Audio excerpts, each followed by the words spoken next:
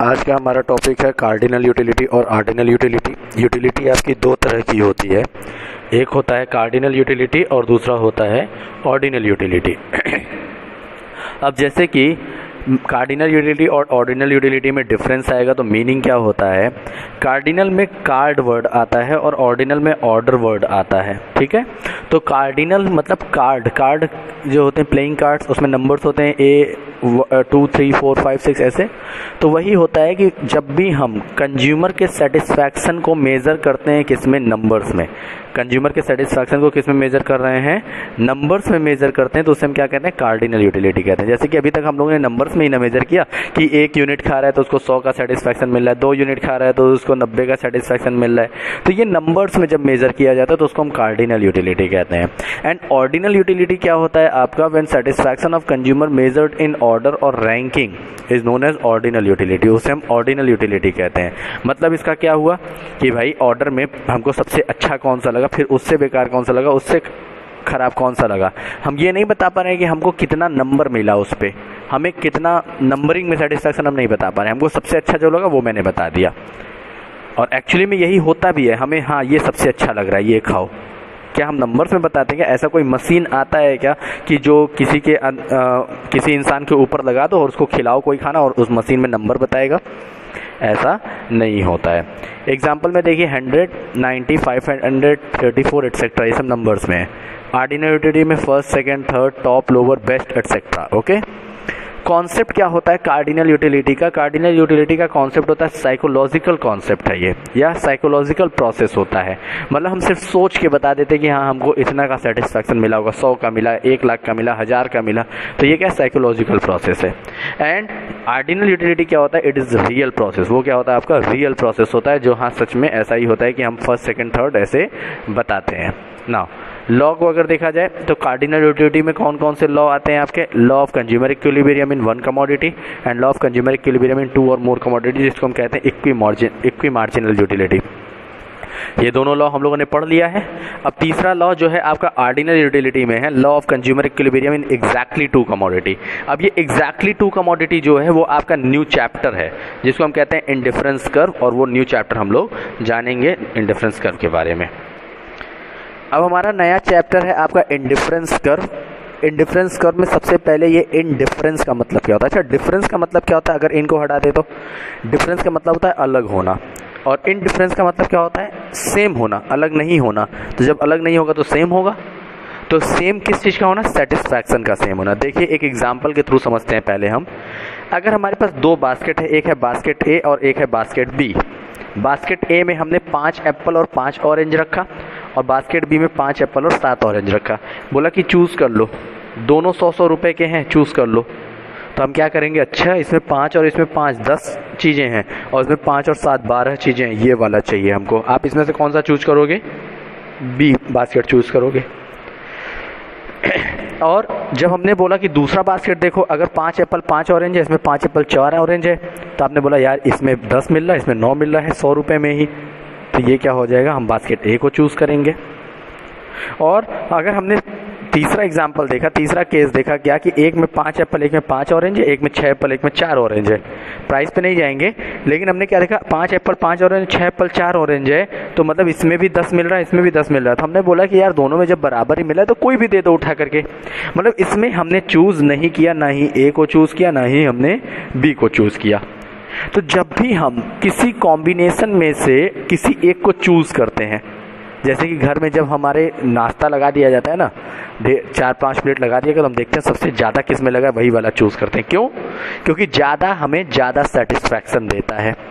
भाई यहाँ पर ज़्यादा मिल रहा है ना तो ज़्यादा सेटिस्फैक्शन मिलेगा, यहाँ पर भी ज़्यादा मिला तो ज़्यादा सेटिस्फैक्शन मिल रहा है, और इसमें दोनों में बराबर मिल रहा है तो दोनों में बराबर का सेटिस्फैक्शन मिलेगा, किसी में ज़्यादा किसी में कम नहीं मिलेगा।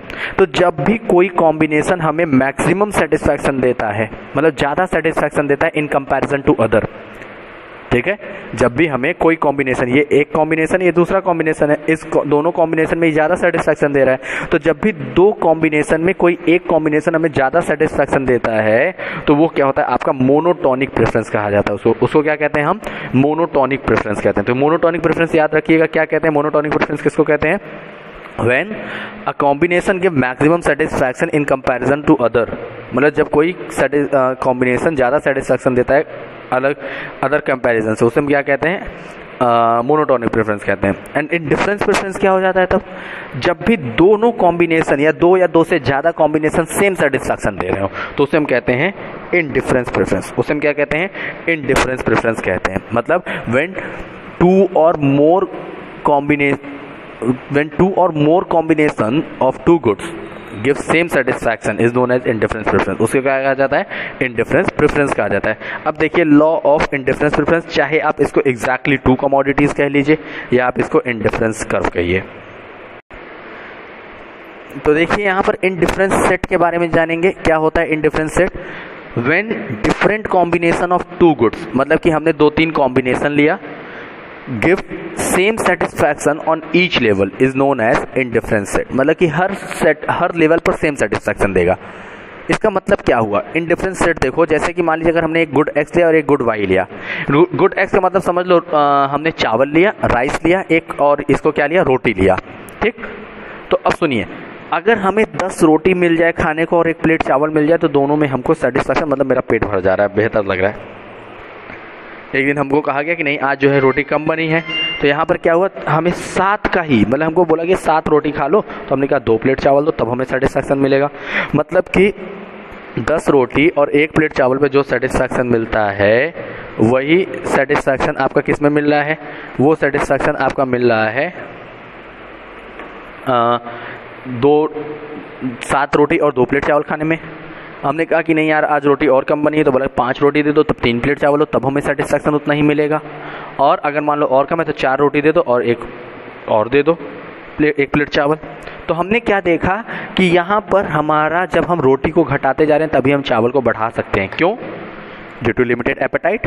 भाई हमारा पेट भी तो है, हम उतना ही खाएंगे ना, या उतना ही कंजम्पशन करेंगे ना जितना हमारा लिमिट होगा।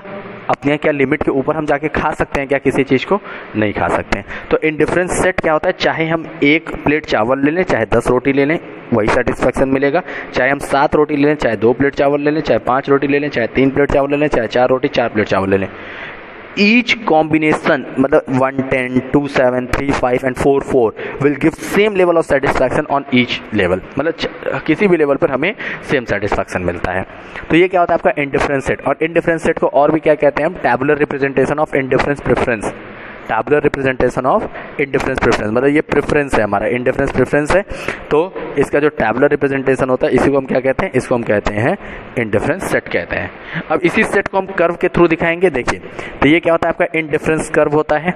Graphical representation of indifference set is known as indifference curve. मतलब जब हम इस इंडिफरेंस सेट को हम ग्राफ के फॉर्म में रिप्रेजेंट करते हैं तो उसको हम क्या कहते हैं, इंडिफरेंस कर्व कहते हैं।